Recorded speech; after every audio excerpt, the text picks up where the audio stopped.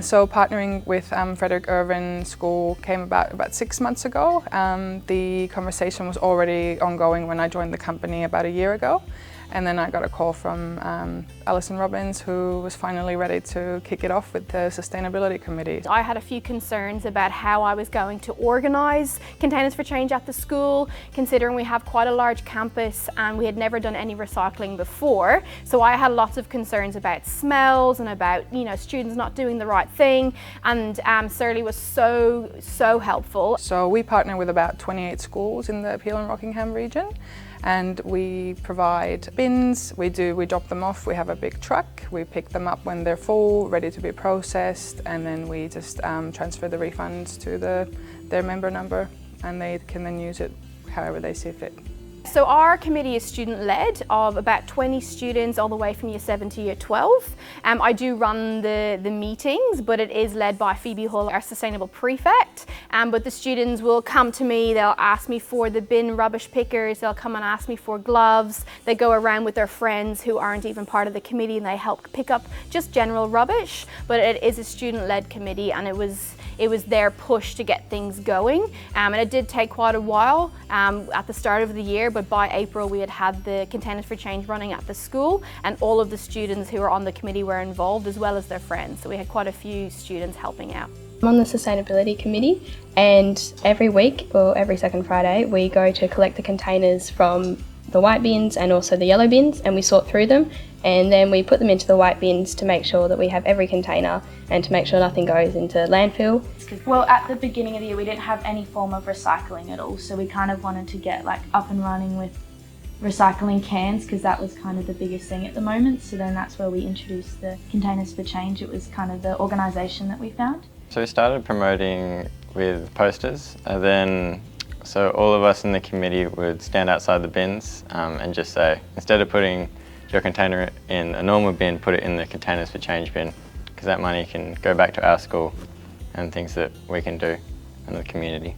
So education obviously is a major start with trying to get more people on board, so educating our students, educating our parents and the wider community. So we did put a lot of things on our social media posts about Containers for Change. Our prefects, Luke and Phoebe, created a video for all house groups to view, because it was during COVID, so it's quite difficult to go around and have a few talks with students.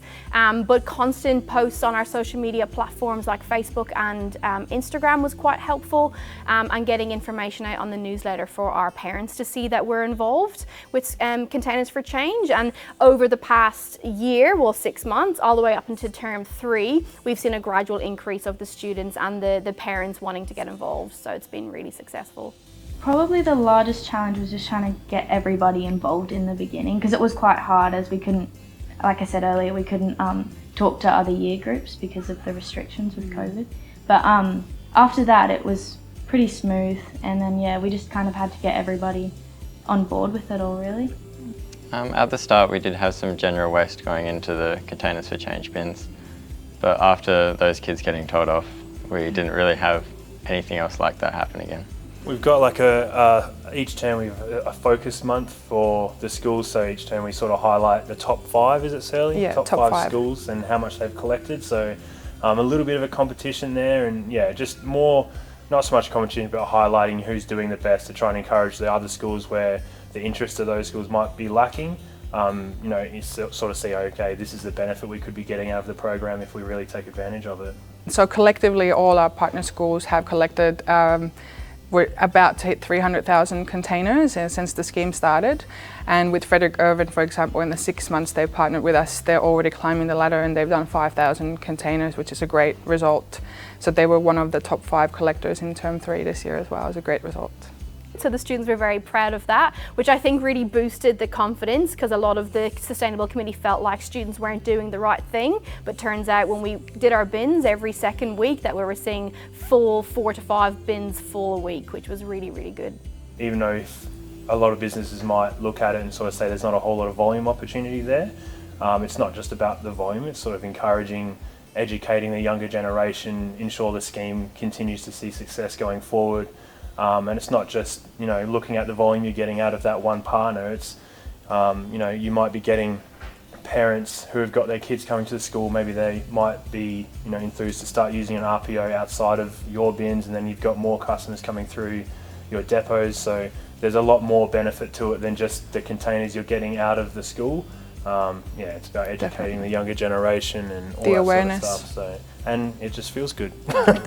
Well, I think it's just really good for the environment as well, and also it doesn't give our school as much in the yellow general waste bins. It just makes it more cleaner. And it also creates a sense of community within all the people and the students.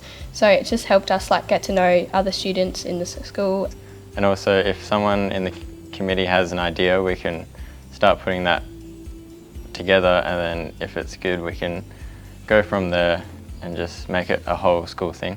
So again, as the committee, when we met, we were very aware that we will be getting 10 cents for our containers. So there was always a discussion about which kind of charities we were going to be donating our funds to. It was really important to our students that it was a local charity and an environmental based charity. Some of the younger students want to donate it to endangered animals and endangered species in the region, whereas some of the other students want to go more the environmental route. So we haven't quite decided what charity yet. So by the end of the year, once we have our final tally of how much we've raised, we'll decide where some of the money is going to be donated. Phoebe and the principal Tracy actually sat down and discussed about how they might want to donate the money back to the committee and perhaps maybe buy a bench or a table, something that can be used for the entire school, but it's made out of recycled plastics. And I really think that will be an important legacy to leave behind for the first ever sustainable committee that we've had here at Frederick Irwin.